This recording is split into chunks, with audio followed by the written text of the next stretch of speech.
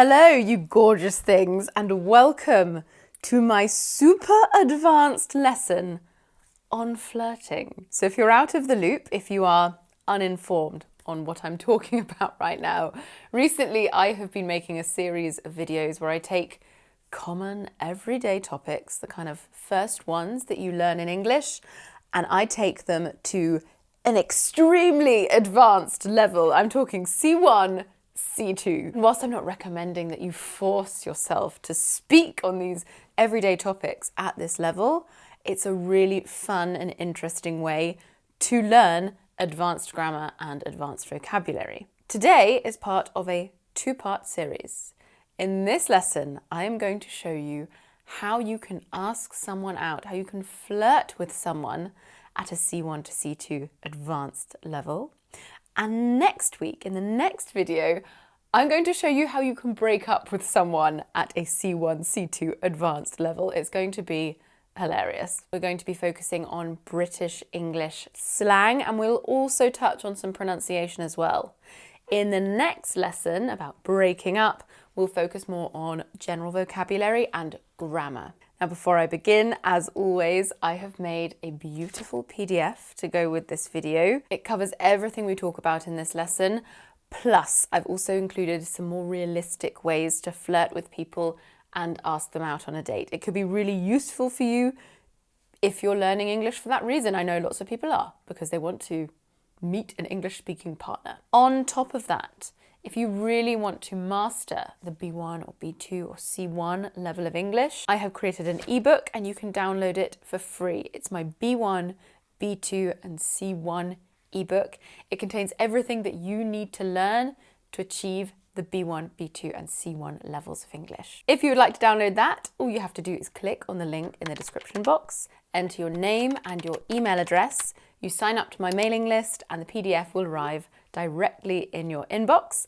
And after that, you've joined my PDF club. You will automatically receive all of my free weekly lesson PDFs alongside my news, course updates and offers. And it's a free service and you can unsubscribe at any time. Right, let's get back to the lesson. Okay, let's start with the first one. This is a baseline. It doesn't have any slang. It's a starting point so that you can make comparisons with later passages. Let's try it. Ready? My friend doesn't think you'll agree to go on a date with me, but I'd love to take you out for dinner sometime. Nice and simple. A nice easy start. That's our baseline. Let's move to the next level, level 2. I've been wanting to ask you out all night, but my mate told me I had no chance of getting a date with you. He'll be absolutely speechless if you say yes. So you want to get a bite to eat? No pressure. So did you understand all of that? It wasn't too advanced, but there are a few words that I really want to look at. The first one is mate. Mate. This here in this context means friend.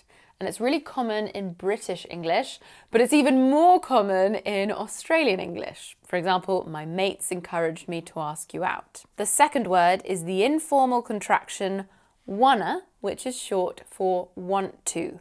Wanna. Some people pronounce it wanna, others wanna with more of an o sound. Some use wanna as an alternative. An example? Do you want to go for a drink sometime? And the final phrase from that text is a bite to eat. A bite to eat. Now notice the pronunciation here. In fast speech, when one word ends in a vowel sound and the next one starts with a vowel sound, we often add an extra sound to make it easier to say. In this case, the extra sound is w. A bite to eat. To eat. But what does it mean? Well, a bite to eat often means a small meal. However, we also use it in conversation to ask if someone wants to go out for something to eat, not necessarily something small. It's just very informal. For example, fancy getting a bite to eat at the local pub? Note that you will also hear bite on its own or a bite on its own. Fancy a bite later. Fancy something to eat later. Now, before I move on, I also want to talk about something in this question. You might have noticed that do is missing from it. Instead of saying, do you want to get a bite to eat? I just say, you want to get a bite to eat. In informal speech, we often omit auxiliary verbs like do from questions. If we want to go super informal, we can omit you as well. Wanna get a bite to eat? Okay, I can do better than this. We can go more advanced. Let's try level 3. Ready? You are by miles the most stunning person in the room, and I've been weighing up whether to come over all night. My mate over there, the slightly trolleyed one, told me I didn't have a chance in hell of getting you to go out with me. He's going to be gobsmacked if you agree, so what do you reckon? You want to go out for a slap-up meal sometime? No worries if not. Okay, how did you do with that? It's definitely getting more advanced. Not too advanced though, it doesn't sound like you're trying to be Shakespeare. The first phrase is by miles. By miles. You can also say by far. It means by a very large amount or by a long way. We do not use the metric system when we use this phrase. We can't say by kilometers. It just doesn't sound right. An example, you're the funniest person I've ever met by miles, by a long way. We also had to weigh up. To weigh up. This is a phrasal verb. This means to think carefully about doing something before making a decision. There is another linking sound in that phrase, to weigh up, weigh up. Can you hear it? We insert a little y sound. My next word is extremely colloquial, informal. It's trolleyed, and this means very drunk. Ben's trolleyed, get him a taxi. And next we have an idiom, to not have a chance in hell. Sometimes we omit the in hell part, we just say to not have a chance. And even sometimes to not stand a chance. We also use it with the verb to be. There's no chance in hell that he will go out with you. Now this example might sound a little bit mean, but it's an example of British banter, our humour. We often say these kinds of things to close friends, knowing, hopefully, that they will know that it's a joke. It's like playful teasing. It can go too far, but be prepared for it if you come to Britain and mix with Brits. Next, I just want to mention gonna from that text. It's another informal contraction, just like wanna or wanna. Gonna is generally pronounced with the schwa. Gonna, gonna. You gonna ask him out or not? You gonna ask him out or not? Another great word, super informal, gobsmacked. Gobsmacked. So gob is quite a rude informal slang word for mouth. Shut your gob.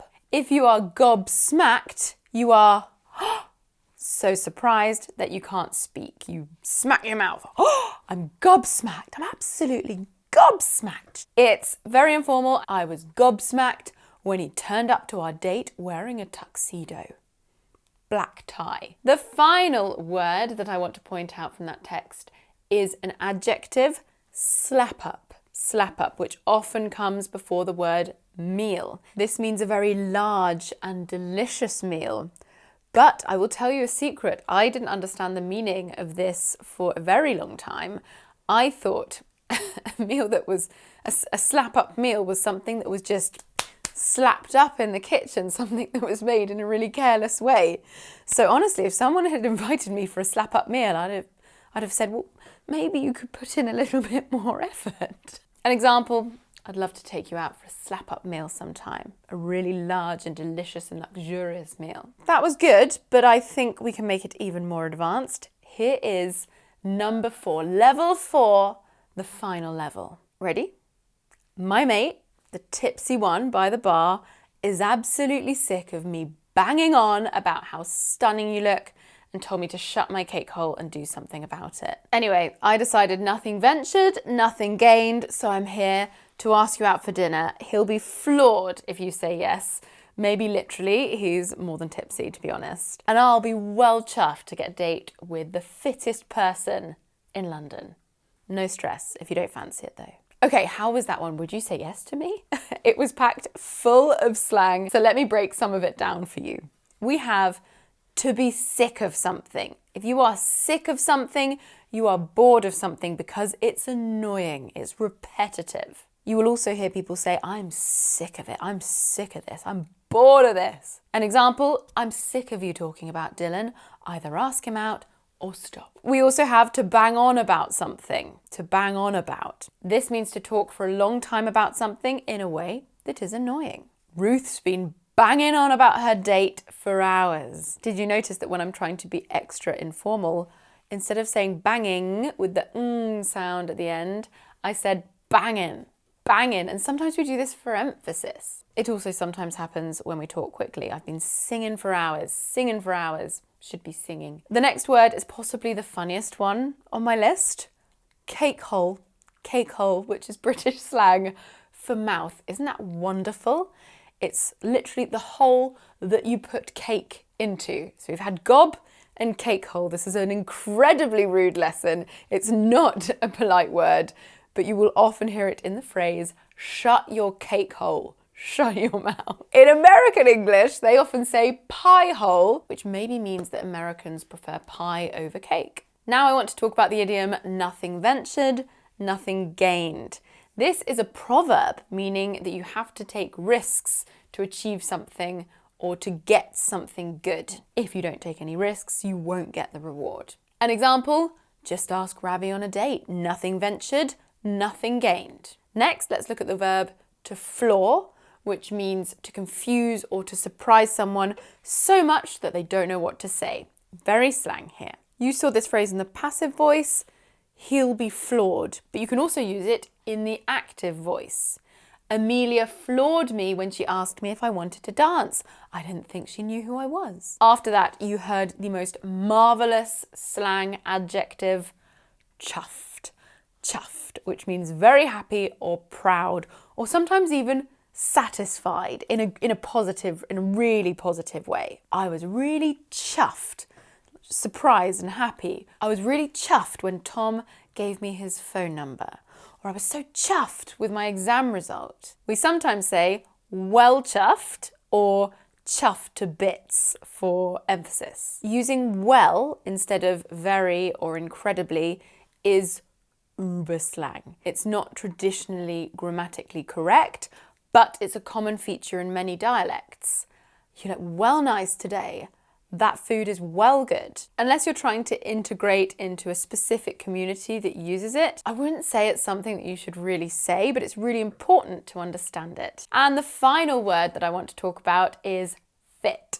Fit, which in the text, in that context, means physically attractive. We met some really fit guys at the pub last night. Did you notice how I used a glottal stop at the end? Fit guys, fit. I'm being informal, and when I am with my friends or family, I'm talking fast, we're having fun. I don't follow all of the RP pronunciation rules. I do use the glottal stop. I do make, intentional grammar mistakes. As I said, you don't want to sound forced, but really important that you understand why people say them. Okay, what do you think? Would you use any of these phrases to ask someone out if you were in the UK? And maybe you can adopt some of the slang into your daily conversations. Let me know in the comments section. That's it from me today. Don't forget to download that free PDF and your copy of the B1, B2, and C1 ebook. There is awesome information in there which will really help you on your English learning journey. It's a beautiful ebook. You're going to be quite amazed that it's free. Yes, we spent a lot of time in 2023 building that book. The link to download the PDF and ebook is in the description box. Also, check out my English courses, especially if you're looking to master the higher levels. We have some really amazing courses. We've had the most fantastic results with our advanced level students. If you're interested in joining my B1, B2 or C1 programs, just visit englishwithlucy.com. I've also left the link in the description box. I will see you soon for another lesson. Mwah!